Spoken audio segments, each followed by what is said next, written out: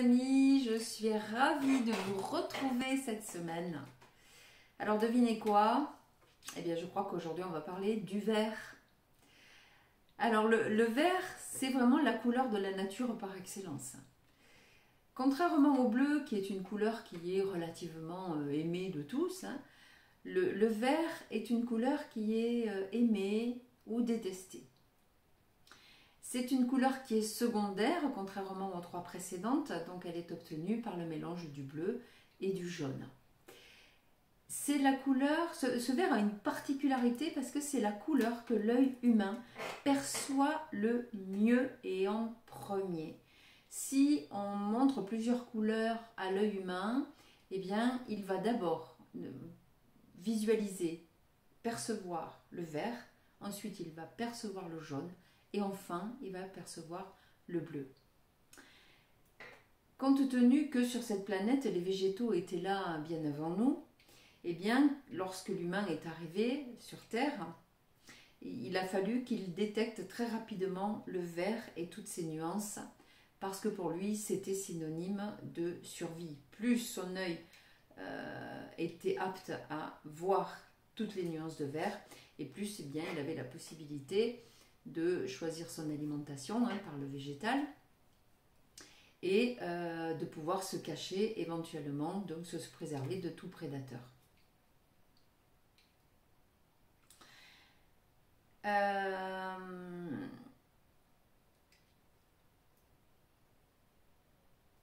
Lorsque j'ai fait mes recherches sur le vert, j'ai trouvé une anecdote scientifique assez intéressante, je vais vous la partager.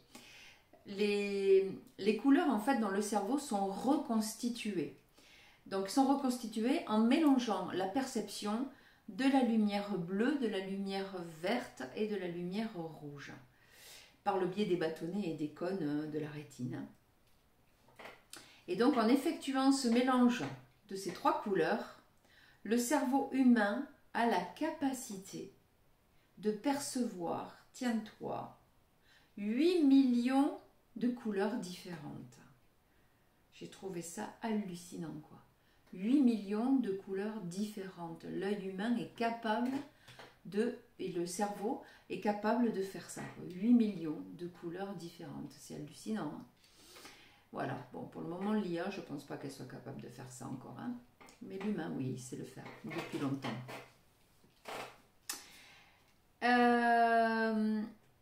Outre le fait que le vert représente la nature, eh bien cette couleur est vraiment particulière à bien des égards. On va le voir par la suite. Dans ses aspects positifs, moi si je pense au vert, eh bien je vois les forêts, je vois vraiment la nature luxuriante, je vois les forêts primaires, je vois l'herbe, les prairies. Qu'est-ce que je vois? Tout le monde végétal. Donc tu as vu qu'aujourd'hui je t'ai mis un petit végétal en plus, hein, un petit bambou. Je vois tout le milieu végétal de cette planète. Imagine pas de végétal, ce serait vraiment terrible. Donc pas de végétal, eh bien c'est pas de nourriture, c'est pas d'animaux. C'est pas de... Enfin, c'est rien, quoi. Il n'y a pas de végétal, pas de vie. Voilà. Pas de vie, pas d'air, pas d'oxygène, pas de chaîne alimentaire. Enfin, vraiment, le vert représente la base. Donc, la présence du vert est déjà pour l'humain quelque chose de rassurant, quelque chose d'apaisant.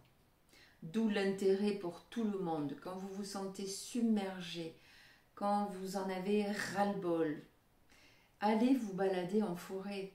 Allez dans un jardin des plantes, allez vous oxygéner, regardez du vert, ça va vraiment vous apaiser. Ça recharge les batteries.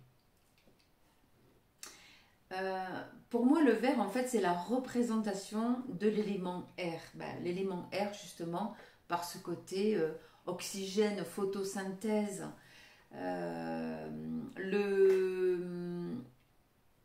c'est tout ce qui va rendre cette planète respirable. L'élément eau, ça va être le bleu. L'élément terre, ça va être le jaune. Et pour moi, l'élément feu, ça va être le rouge.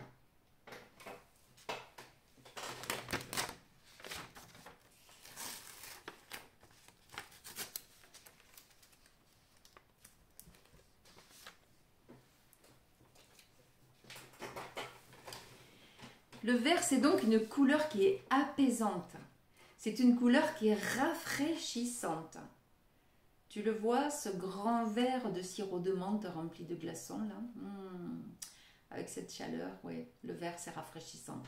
La menthe est rafraîchissante. C'est un tonifiant. Cette couleur est tonifiante. C'est également la couleur de l'espoir. Parce qu'en fait, elle est associée à l'immortalité et elle est associée à l'éternité. C'est la couleur de la chance. Demande aux Irlandais. Ils en ont fait leur couleur nationale.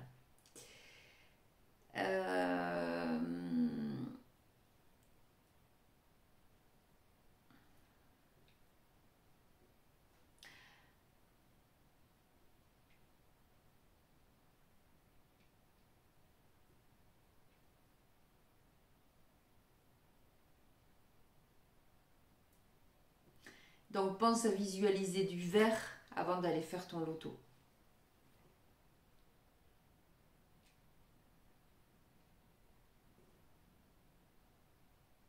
C'est une blague. C'est la couleur du chakra du cœur. Donc chakra du cœur, on l'avait vu, c'est la couleur de la compassion, de la guérison. On sait que la guérison vient du cœur. Quand je dis du cœur, c'est par le biais de tout ce qui est neurones du cœur et neurotransmetteurs du cœur. C'est la couleur de l'équilibre, c'est la couleur de l'harmonie, c'est l'énergie, la sérénité, c'est la couleur de la croissance, de la stabilité, de la fluidité, de l'autorisation aussi, donner son feu vert, et du calme, c'est la couleur du calme, se mettre au vert. C'est une couleur qui est féminine, le vert. On l'oppose très souvent au rouge du masculin. C'est également le vert la couleur du savoir et de la connaissance. Regarde les habits verts des académiciens et en plus ils ont les branches d'olivier avec le vert olive. Voilà, donc vraiment symbole de la connaissance. Bon, il y a d'autres symboles. Mais là, on va couper. Alors,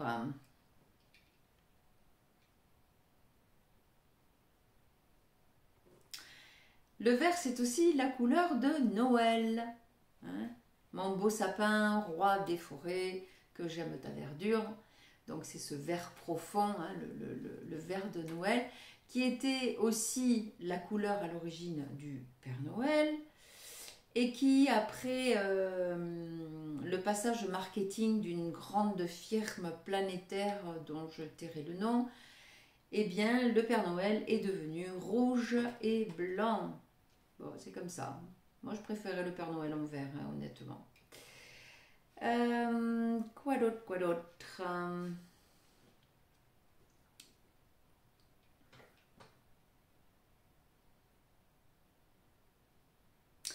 C'est également la couleur qui évoque le non-conformisme, l'authenticité. On dit quelquefois d'une personne qu'elle a un langage un peu vert, ça peut être un langage un peu, peut-être parfois grossier, mais non conformiste et plutôt authentique. Dans son côté, dans son aspect un peu négatif, le vert va être synonyme de détachement, de neutralité. Souvent, les personnes qui aiment et qui apprécient énormément cette couleur sont des personnes qui ont du mal à montrer leurs émotions, à être un peu dans la démonstration émotionnelle. Le vert est une couleur dite tiède ou froide. C'est des personnes qui ont du mal à montrer leurs sentiments. C'est la couleur de l'infortune, c'est la couleur de l'échec. C'est la couleur qui est bannie de tous les théâtres. Donc dans la tradition théâtrale, on dit que Molière est décédé sur scène en portant un habit vert ou un vêtement vert, un costume vert.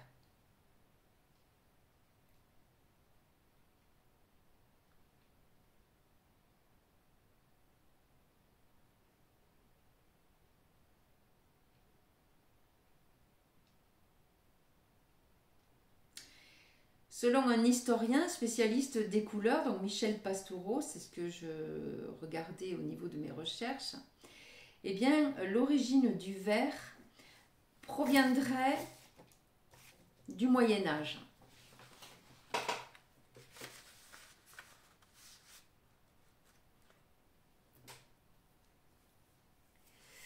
À cette époque, les teintures en fait ne fixaient pas durablement la couleur verte. Alors pour rendre un vêtement vert, eh bien il fallait le peindre. Ah, j'ai mes petites poules qui passent. Il fallait le peindre avec de l'oxyde de cuivre. Mais en fait, ce composant étant très toxique, eh bien il avait coûté la vie à plusieurs acteurs. Par conséquent, le vert en oxydant est symboliquement associé à tout ce qui est instable.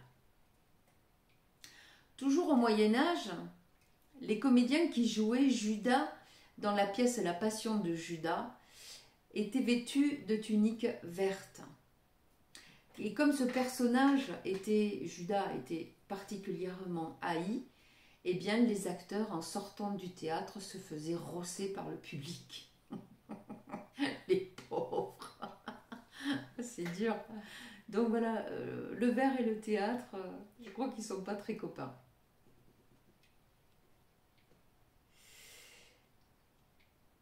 Le vert est associé également à la jalousie. Et cela remonte à la Grèce antique. Ils pensaient que le corps produisait trop de bile lorsque la personne était jalouse. Et ce qui lui donnait ce teint olivâtre, verdâtre, d'où l'expression vert de jalousie.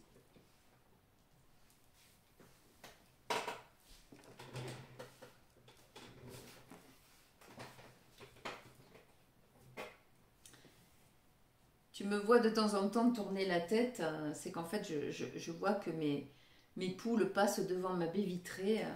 Voilà, je viens d'acquérir 3 poules, il y avait longtemps que j'en avais plus, ça me manquait, donc je vous fais un petit aparté. Hein. Et donc voilà, ben je suis dans l'observation de mes nouvelles cocottes.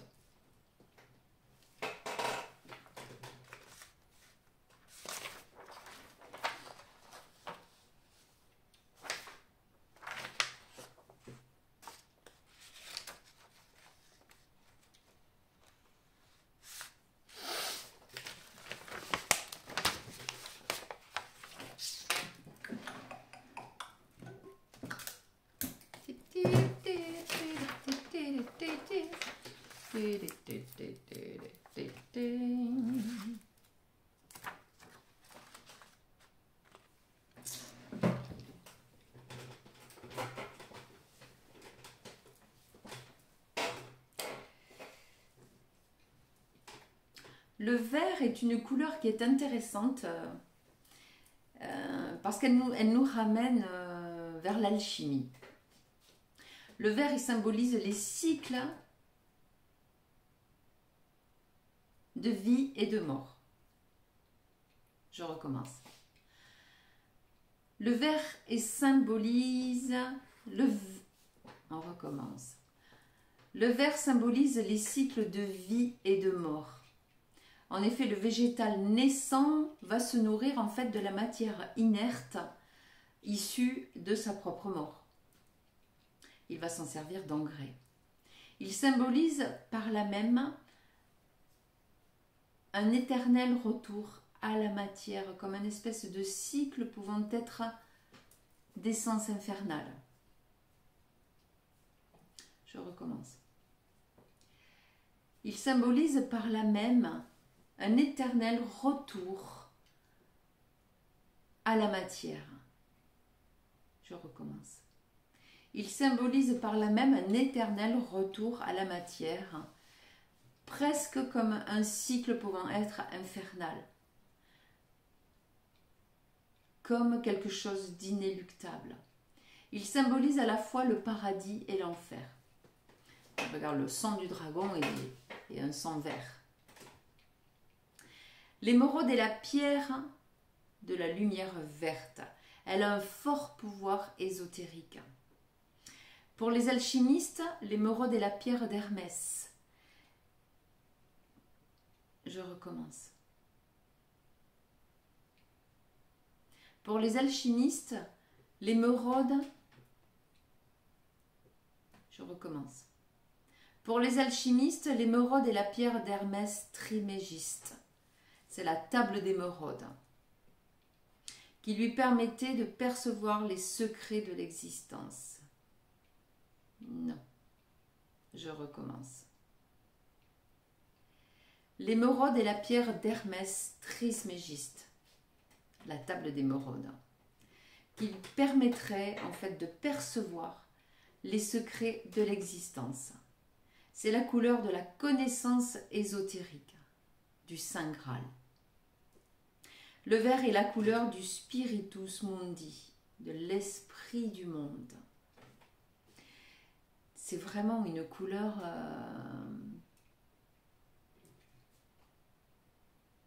c'est dire l'importance de cette couleur. Elle est remplie de symboles, elle est remplie d'alchimie et elle est partie intégrante de notre vie. Nul. Mais alors nul, nul, nul.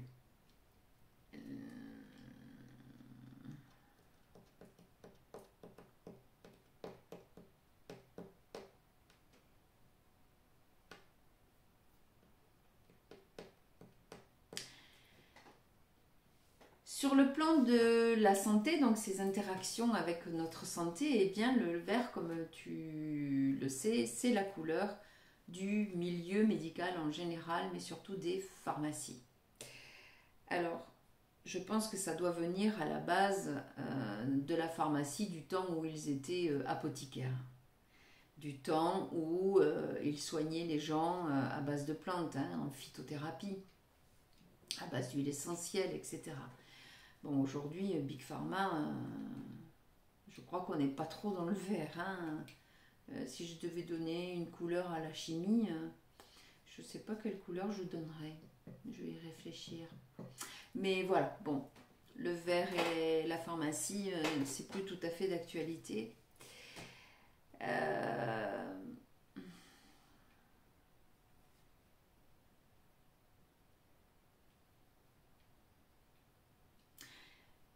Le vert, eh bien, c'est pareil, c'est pour notre santé, c'est la santé par les plantes, hein, c'est la santé par la phytothérapie, c'est la santé par les jus verts, c'est la santé par la nourriture vivante, hein, puisque le vert représente la nature vivante, l'alimentation vivante. Manger cru, hein, pour profiter au maximum des bienfaits de tout ce que peut amener la plante. En photobiomodulation, la lumière verte va permettre une meilleure oxygénation des tissus. Donc tu vas avoir un plus joli teint, hein, tu vas être mieux oxygéné et elle dépigmente les taches pigmentaires. On recommence. Et elle réduit les taches pigmentaires. La lumière verte, elle agit également au niveau émotionnel. Elle est équilibrante, elle est déparasitante. Elle aide à soigner les anciennes blessures affectives ou émotionnelles. Et elle diminue véritablement la fatigue. Donc, comme tu le vois, je dirais que le vert, eh bien, c'est une couleur d'actualité. Elle évoque pour moi le soutien nécessaire face à des choix cruciaux, sociétaux, dans lesquels nous sommes aujourd'hui. Qu'est-ce qu'on va choisir? Le paradis, l'enfer? Bien sûr, tout le monde va répondre le paradis. Mais es-tu certain de faire un vrai choix, un choix bien éclairé? En choisissant le paradis, bien évidemment. Mais quel paradis?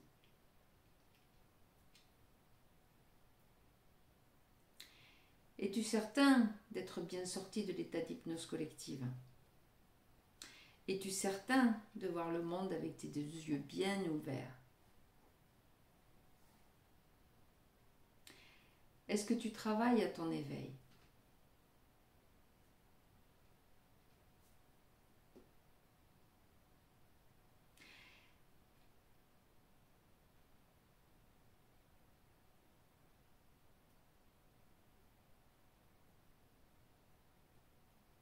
Sur quels critères vas-tu choisir?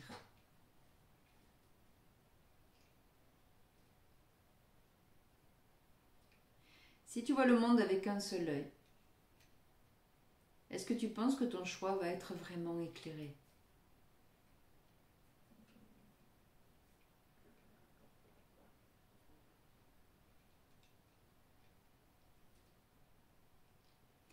Travailles-tu à ton éveil?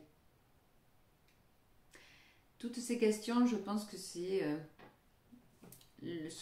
fera l'objet de mes vidéos futures, hein, du réveil et de l'éveil. Voilà mes amis, pour ce qui était de la couleur verte aujourd'hui. Si tu as apprécié la vidéo, bah écoute, si tu likes la vidéo, moi ça va beaucoup m'aider au niveau de l'algorithme. Si tu es ok, bah, tu peux t'abonner si ce n'est pas déjà fait. D'ailleurs, j'en profite pour remercier tous mes abonnés, surtout ceux de la première heure, n'est-ce pas Catherine? Je te fais un gros bisou. Tu peux activer la petite cloche de notification. Tu trouveras dans les liens la possibilité de prendre rendez-vous pour démarrer mes coachings, puisque je te rappelle que je suis Elisabeth T. J'aurais dû vous le dire dès le début, mais comme j'ai oublié, eh ben je vous le dis à la fin. Donc Elisabeth T. Et je suis spécialiste de l'ancrage, de la posture et des mémoires cellulaires. Et je suis également une passeuse d'âme.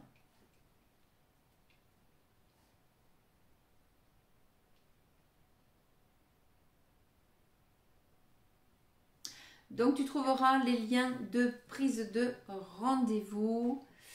Et je vous souhaite à tous mes amis une belle semaine. Gardez le moral. Vibrez bien haut, faites des choses qui vous plaisent, restez dans la joie. C'est pas toujours simple, restez dans la joie. Hein, essayez de regarder qu'est-ce qui vous fait plaisir, qu'est-ce qui vous anime dans la vie, qu'est-ce qui vous fait rire. Et puis allez vers ces choses-là le plus possible. Voilà les amis, à la semaine prochaine. Je vous fais de gros bisous. Bella ciao les humains.